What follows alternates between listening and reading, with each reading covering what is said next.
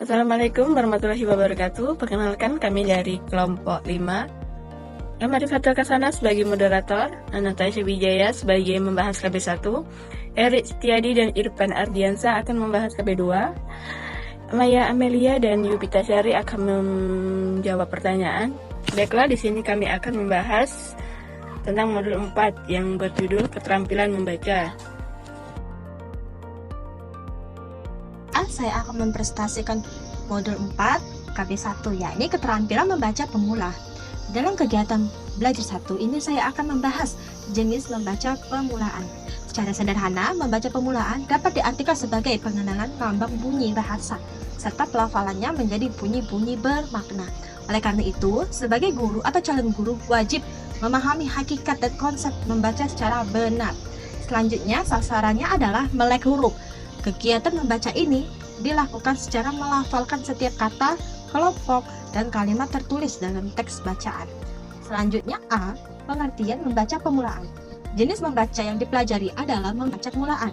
Dengan demikian, membaca pemulaan dapat didefinisikan sebagai suatu proses pengenalan lambang-lambang bunyi bahasa dan penggunaan lambang-lambang bunyi tersebut menjadi bunyi-bunyi bahasa yang bermakna.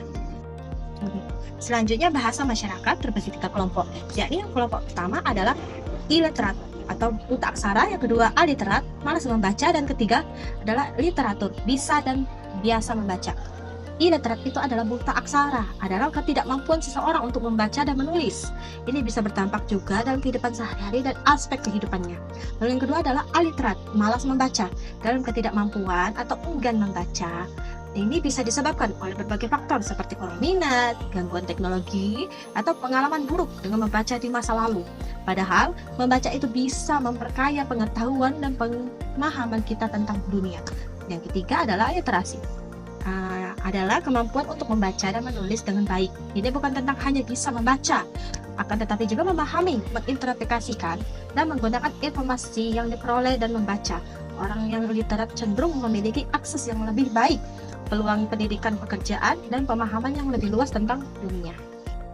Selanjutnya, pengajaran membaca pemula ditujukan pada pembina dasar mekanisme membaca, yakni antara lain, yang pertama adalah kemampuan mengasosiasikan huruf. Contoh misalnya ini huruf B, kita melafalkan atau membunyikan B, A, H, B. Sementara huruf A, kita lafalkan AH, maka digabungkan akan menjadi B, AH. Lalu yang kedua adalah membina gerakan dari mata ke kiri ke kanan. Melatih gerakan mata dari ke kiri ke kanan adalah dasar dalam bacaan.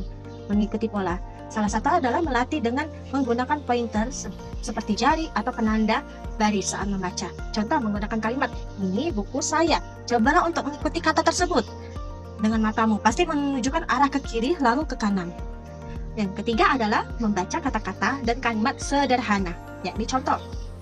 Ada buku, meja, pintu, kucing, anjing. Dari 5 kata tersebut, kita sederhanakan kalimatnya seperti saya punya buku, ibu memasak nasi, kakak membaca koran, adik bermain bola, ayah bekerja di kantor. Ya, B, yaitu tujuan membaca pemula. Membaca pemula diberikan kepada para pemula yang belum bisa membaca atau kepada anggota masyarakat yang tergolong buta aksara melalui pendidikan non formal. Ada beberapa tujuan utama, di antara lain yang pertama adalah mengenal huruf dan suara. Ini membantu anak mengenal huruf dan suara yang terkait dengan setiap huruf. Yang kedua adalah membentuk kata, yakni membangun kemampuan untuk menggabungkan huruf menjadi kata yang bermakna. Lalu ada yang ketiga, ini mengenal kosakata dasar, yakni memperkenalkan kosakata dasar yang umum digunakan dalam kehidupan sehari-hari. Lalu yang keempat adalah memahami makna kalimat, yakni mengajarkan cara memahami makna kalimat sederhana sehingga anak bisa mulai mengerti konteks tersebut.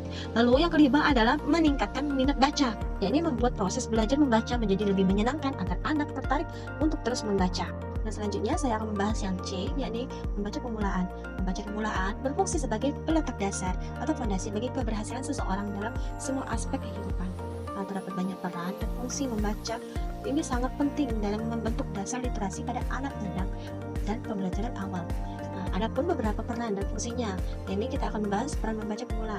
Yang pertama adalah dasar pendidikan, yakni memastikan anak-anak memiliki keterampilan membaca dasar sangat penting dalam kesuksesan dalam mata pelajaran yang lainnya.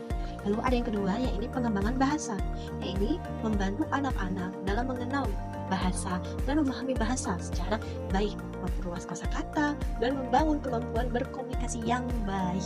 Lalu ada yang ketiga, yaitu pengembangan kognitif. Yang ini merangsang kemampuan kognitif seperti daya ingat, perhatian, kemampuan berpikir kritis melalui kegiatan membaca dan memahami teks sederhana.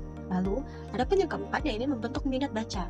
Nah, di sini anak-anak menumbuhkan minat dan kegemaran membaca sejak dini, dapat berlanjut hingga dewasa, memberikan manfaat jangka panjang dalam pendidikan dan kehidupan pribadinya.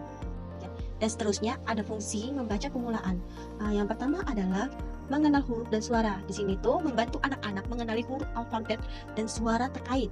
Jadi membentuk dasar fonetik yang penting dalam membaca. Lalu yang kedua adalah membentuk kata dan kalimat. Yang ini mengajarkan cara menggabungkan huruf menjadi kata dan kalimat yang sederhana.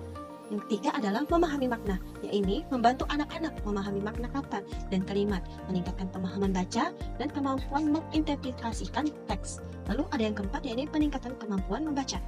Membangun keterampilan membaca dan berkelanjutan memungkinkan anak-anak membaca dengan lancar dan akurat. Lalu ada yang kelima, ini meningkatkan rasa percaya diri. Nah, jadi di sini tuh memberikan rasa percaya diri kepada anak-anak saat mereka berhasil membaca kata dan kalimat, mendorong mereka terus belajar dan berlatih. Dari penjelasan saya tadi, metode-metode dari pendekatan seperti metode bunyi, ejaan, metode alfabet, abjad, dan metode suku kata silaba. Jadi, metode bunyi, ejaan itu mempelajari pembelajaran membaca dengan lambang huruf seperti A, B, C, D, E. Lanjut, ada metode alfabet atau abjad. Ya, ini mempelajari letak perbedaan pelafalan fonemnya. Lanjut, ada yang ketiga, yaitu metode suku kata atau silaba, yaitu pengenalan suku kata dengan tingkat kesulitannya, seperti babi, bu, bebo, gitu. Misalnya jika kita gabungkan B sama A, ba, C sama aca, jika dibentuk dan dilafalkan akan menjadi baca. Baca teknis itu membaca kalimat yang ditandai titik, tanya, dan koma. Seperti contoh 3 perbandingan. Simak baik-baik ya. Yang pertama adalah, menurut cerita Ibu Ani, koma adalah orang pintar di desa ini. Jadi ini berarti menunjukkan bahwa Ibu Ani itu memberikan respon atau komentar kepada seseorang yang pintar di desa ini. Lalu perbandingan kedua adalah, dengar ya, menurut Ibu Ani, koma, Ani adalah orang pintar di desa ini, titik. Berarti ini menunjukkan seseorang, ibu menceritakan bahwa Ani orangnya pintar di desa ini. Lanjut, contoh yang ketiga adalah menurut cerita, koma, Ibu Ani adalah orang pintar di desa.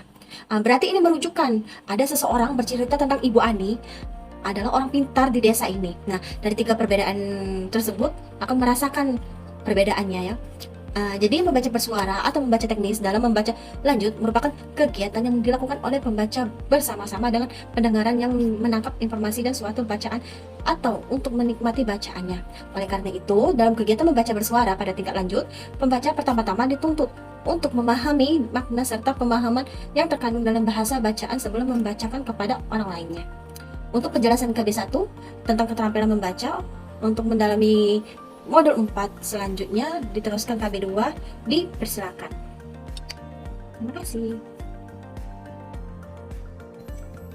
Baiklah, saya di sini akan mempresentasikan kegiatan belajar 2, yaitu keterampilan membaca lanjut. A. Pengertian membaca lanjut. Membaca lanjut sering diversuskan dengan membaca permulaan. Keterampilan membaca jenis ini diberikan setelah seseorang mulai huruf. Oleh karena itu, tuntutan dari kemampuan membaca lanjut tidak hanya sebatas mengenali lambang tulis dan dapat membunyikannya, melainkan juga harus memahami makna atau maksud yang terkadang di dalam lambang, baik makna tersurat maupun makna tersirat. B. Tujuan membaca lanjut. Seseorang melakukan kegiatan membaca dilandasi oleh berbagai keperluan, yaitu salah satunya keperluan ingin mengetahui alamat dan nomor telepon teman lama Anda. Saat seseorang mencari informasi tentang lowongan pekerjaan, tidak jarang orang memanfaatkan informasi yang terdapat dalam media massa. Demikian juga ketika ingin mengetahui berbagai berita dan peristiwa. Tidak heran jika orang mengibaratkan membaca sebagai kunci pembuka dunia. Dengan membaca kita dapat menjelajah masa lalu, masa kini, bahkan masa yang akan datang. Berdasarkan ilustrasi di atas, kita dapat menyimpulkan bahwa kegiatan membaca dilakukan orang untuk keperluan yang berbeda. Wapres 1967. Bagaimana dikutip oleh Nur Hadi 1987, mengelompokkan tujuan membaca ke dalam beberapa keperluan, yaitu salah satunya mendapat alat tertentu, yaitu membaca untuk memperoleh sesuatu yang bersifat praktis, mendapat hasil yang berupa prestis, yaitu membaca untuk mendapat rasa lebih dari orang lain. Memperkuat nilai-nilai kepribadian atau keyakinan atas suatu pilihan. Nilai-nilai kepribadian dimaksud dengan berkaitan dengan aspek religius, politik, falsafat hidup, dan banyak yang lainnya. Mendapatkan pengalaman estetik melalui penikmatan emosional. Hal ini bisa diperoleh melalui bahan-bahan bacaan sastra seperti cerpen, buku cerita, novel, biografi tokoh, dan lain-lain. Membaca untuk menghindari diri dari kesulitan, ketakutan, atau kekhawatiran tertentu. Misalnya, untuk menghindari sebuah penyakit tertentu. Dia akan melanjutkan pemaparan materi modul 4 KB2. C. Fungsi dan manfaat membaca lanjut. Sesuai dengan sasaran dari jenis membaca ini, yakni melek wacana, maka fungsi utama dari kegiatan membaca lanjut adalah bagi pembuka berbagai ilmu pengetahuan dan teknologi dalam membuka dan meluaskan cakrawala bawah saat membacanya. D. Jenis membaca lanjut. Sudah dijelaskan di muka bawah, sasaran dan membaca lanjut adalah melek wacana. Oleh karena itu, aspek yang harus dikembangkan dalam membaca lanjut adalah pemahaman isi bacaan dan kecepatan membaca. Untuk mencapai dua hal di atas, jenis membaca yang harus dikembangkan pada pembaca lanjut adalah jenis membaca dalam hati. Yang E. Mengimplementasikan jenis membaca lanjut. 1. Membaca naskah pidato. Bagaimana cara membaca naskah pidato dengan baik? Ada beberapa hal yang harus diperhatikan dalam membaca naskah pidato. Silakan Anda coba tip berikut ini. A. Sebelum naskah pidato itu dibaca secara nyaring, pahamilah terlebih dahulu isinya melalui kegiatan membaca dalam hati. Dengan memahami isi naskah pidato, sebelum dibaca, pembaca naskah pidato secara bersuara akan lancar, tidak terbatas bata. B. Berusahalah menggunakan bahasa tubuh secara tepat dengan bantuan mimik dan gestur tubuh yang mendukung. C. Berupayalah untuk memelihara kontak mata dengan pendengar. Jangan terpaku pada naskah pidato secara terus-menerus tanpa menghiraukan pendengarnya. D. Bacalah teks pidato itu dengan vokal yang jelas serta lagu dan intonasi yang tepat. 2. Membaca wacana informatif dari internet. Salah satu media informasi dalam masyarakat modern adalah internet. Melalui internet setiap hari disebarkan beragam informasi yang melimpah ruah, mulai dari informasi ringan seperti cara merawat binatang, keadaan, hingga informasi yang kompleks seperti cara kerja komputer canggih. Yang ketiga, menikmati karya sastra. Anda mungkin pernah membaca cerpen atau novel yang bergaya cerita aku, contohnya novel karya N.H. Dini yang menggunakan sudut pandang orang pertama dalam bercerita dengan gaya cerita seperti itu, seolah-olah peristiwa demi peristiwa dalam novel itu dialami oleh penulisnya sendiri. Itulah tadi pembahasan dari modul 4 dari KB1 sampai KB2. Apabila ada kata-kata yang salah, kami mohon maaf dan kepada Allah saya mohon ampun. Saya akhiri, wabillahi taufiq wal hidayah. Wassalamualaikum warahmatullahi wabarakatuh.